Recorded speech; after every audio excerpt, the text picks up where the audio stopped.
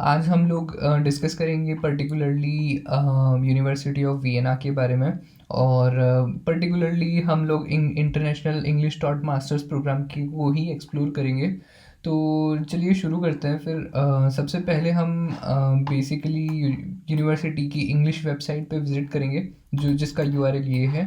फिर आपने जाना है स्टडीज़ में आपको डिग्री प्रोग्राम्स एक सेक्शन मिलेगा। और इस सेक्शन में आपको जब आप विज़िट करेंगे तो यहाँ पे एक इन्होंने बेसिक सा होम पेज बना रखा है, degree programs offered at University of Vienna. तो यहाँ पे आपको पर्टिकुलरली मास्टर्स प्रोग्राम को क्लिक करना है और मास्टर्स प्रोग्राम में फिर बाय टॉपिक सर्च करना है। तो जब आप बाय टॉपिक सर्च करेंगे तो यहाँ पे आपको स्पेसिफिकली अपने फील्ड से रिलेटेड अपने अपने वर्टिकल से रिलेटेड ऑप्शंस मिलेंगे, राइट।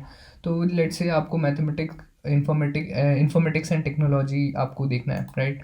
तो यहाँ पे आपको फिर पर्टिकुलरली कोर्सेज मिलेंगे जिसमें आप हो सकता है इंटरेस्टेड हों, जैसे कि बायो इन्फॉर्मेटिक्स हो गया, बिजनेस एनालिटिक्स, बिजनेस इन्फॉर्मेटिक्स, फिर computational science, computer science, data science और neuroscience, statistics etcetera. But आप जब इसको विज़िट करेंगे तो हर एक जब आप विज़िट करेंगे तो आपको पता चलेगा कि कौन सा इंग्लिश टॉट है और कौन सा जर्मन टॉट है। तो जैसे मान लीजिए बिजनेस इन्फॉर्मेटिक्स है, तो ये प्रोग्राम पर्टिकुलरली बिजनेस इन्फॉर्मेटिक्स का जो प्रोग्राम है वो जर्मन टॉट है। तो यहाँ पे इंग्लिश या इंटरनेशनल मास्टर्स के स्टूडेंट्स जो ट्राई कर रहे हैं इंडिया से एटलीस्ट, उनके लिए ये बेसिकली राइट चॉइस नहीं है अप्लाई करने के लिए। तो इस तरीके से आपको सर्च करने पड़ेंगे कौन से कोर्सेज में इंग्लिश टॉट है। तो लेट्स से हम चेक करते हैं कुछ कोर्सेज, जैसे कि बिजनेस एनालिटिक्स जो इंग्लिश टॉट है, फिर कंप्यूटर साइंस जो कि इंग्लिश टॉट है, फिर डेटा साइंस जो कि इंग्लिश टॉट है ये भी, और मैथमेटिक्स भी इंग्लिश टॉट है, और न्यूरो साइंस भी इंग्लिश टॉट है। तो लेट से आपने फ़िल्टर आउट कर लिए सारे प्रोग्राम्स चेक करने के बाद आपने फ़िल्टर आउट कर लिए कि आपने बिजनेस एनालिटिक्स देखा, कंप्यूटर साइंस देखा, डेटा साइंस देखा, मैथमेटिक्स और न्यूरो साइंस। तो इसमें भी हम लेट से एक पर्टिकुलर डोमेन को अच्छे से स्टडी कर लेते हैं, बाकी आप खुद से भी कर सकते हैं। तो लेट से हम स्टडी करते हैं डेटा साइंस के बारे में। तो यहाँ पे इन्होंने पर्टिकुलरली मेंशन कर रखा है कि 4 सेमेस्टर्स है, 120 ECTS है। 4 सेमेस्टर्स मतलब 2 साल का कोर्स है ये, और 120 ECTS मतलब पर सेमेस्टर आपको 30 क्रेडिट्स गेन करना है। तो ये एक बेसिक सा फ्रेमवर्क है। इसके बाद आपको देखना है कि इनकी दूसरे प्रोसीजर क्या क्या हैं, जैसे कि एडमिशन प्रोसीजर इन्होंने मेंशन कर रखा है कि information about the selection procedure, English language requirements. तो ये एक बेसिक सा रिक्वायरमेंट है जो हर जगह आपको देखने मिलेगा, right. But in any case eligible degree programs, so आपका प्रीवियस स्टडी इन सब में होना चाहिए। लेट्स से आपने बीटेक कंप्यूटर साइंस में कर रखा है तो आप इस प्रोग्राम के लिए फुली फ्लेजेड एलिजिबल हो। बट लेट्स से आपने बीएससी कर रखा है, बीएससी एमएससी मैथमेटिक्स कर रखा है, तो वो स्टूडेंट भी इतना ही एलिजिबल है इस प्रोग्राम में अप्लाई करने के लिए। और अगर आपने जैसे कि कोर्स क्रेडिट्स की रिक्वायरमेंट वो भी फुलफ़िल अगर करने के लिए चेक करना है तो वो आप शायद यहाँ पे सिलेक्शन प्रोसीजर में और करिकुलम में जाके देख सकते हैं। करिकुलम में तो आपको इस पर्टिकुलर प्रोग्राम में क्या पढ़ाया जाएगा वो आपको देखने को मिलेगा। ये जो डेटा साइंस का जो मास्टर्स ये प्रोवाइड कर रहे हैं उसका करिकुलम है ये।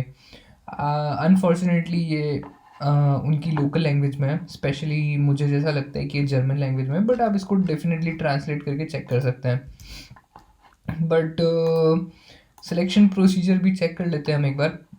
तो masters program in data science के लिए इन्होंने मेंशन किया हुआ है कि application period for masters program with selection procedure for academic year 23-24 is already over. तो आपको वॉच रखना है कि नेक्स्ट इनटेक कब स्टार्ट होने वाला है यहाँ पे, और जो भी बेसिकली एडिशनल रिक्वायरमेंट्स हैं वो आप डिटेल में यहाँ पे चेक कर सकते हो। तो इस वीडियो का पर्टिकुलर इंटरेस्ट हमारा यही था कि हम यूनिवर्सिटी ऑफ वियना में चेक करें और कौन कौन से प्रोग्राम्स यहाँ पे स्टूडेंट्स अप्लाई कर सकते हैं। और हमने देखा कि स्पेसिफ़िकली यहाँ पे एक डेटा साइंस का सेक्शन है जो काफ़ी सारे स्टूडेंट्स अप्लाई कर सकते हैं इस पर्टिकुलर प्रोग्राम में। तो मुझे जितना स्पेक्यूलेट कर सकता हूँ मैं इस पर्टिकुलर सिनेरियो को, तो ये यूनिवर्सिटी ऑफ वियना का ये program at least computer science centric है। बट हो सकता है कि अगर कोई बिजनेस एनालिटिक्स के लिए ट्राई कर रहा है तो मुझे लगता है कि वो उस वहाँ पे एलिजिबिलिटी थोड़ी रिलैक्स्ड होगी और मल्टीपल डोमेन्स के स्टूडेंट अप्लाई कर पाएंगे। जैसा कि यहाँ पे हम देख रहे हैं ऑलरेडी, जो काफ़ी सारे मतलब डोमेन्स यहाँ पे इन्होंने मेंशन कर रखे हैं कि इकोनॉमिक्स वाले बैचलर स्टूडेंट्स भी अप्लाई कर सकते हैं, और कंप्यूटर साइंस वाले तो कर ही सकते हैं, और मैथमेटिक्स वाले डेफिनेटली कर सकते हैं।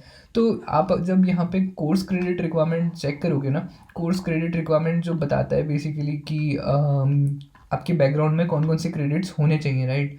तो वो आप जब चेक करोगे यहाँ पे एडमिशन प्रोसीजर में, और पर्टिकुलरली प्रोग्राम रिक्वायरमेंट, जो ये pre information on previous studies का जो सेक्शन है, तो जब यहाँ पे चेक करोगे तो आपको पता चलेगा कि हो सकता है कोई सिविल इंजीनियरिंग वाला स्टूडेंट भी एलिजिबल हो जाए बिकॉज ऑफ द मैथमेटिक्स। क्योंकि एक स्टूडेंट जो इंजीनियरिंग स्टूडेंट होता है वो ऑलरेडी इनफ मैथमेटिक्स पढ़ लेता है, जिससे उसकी कोर्स क्रेडिट रिक्वायरमेंट तो एटलीस्ट फुलफिल हो ही जाए यहाँ पे। और अगर आपने प्रोग्रामिंग सब्जेक्ट्स वगैरह भी पढ़े हैं तो डेफिनेटली आप एलिजिबल होने चाहिए। इवन दो आपने इलेक्ट्रिकल डोमेन से किया है, या फिर इलेक्ट्रॉनिक डोमेन से किया है, या फिर मान लीजिए सिविल इंजीनियरिंग से किया है, तो आप एक बार इसको अच्छे से गो थ्रू करिए। और अगर आपको कुछ और क्वेरीज रहते हैं तो डेफिनेटली आप कमेंट कर सकते हैं, या फिर हमारे फ्री सेशंस ज्वाइन कर सकते हैं जहाँ पे हम ये और डिटेल में डिस्कस कर सकते हैं। Thank you, bye bye.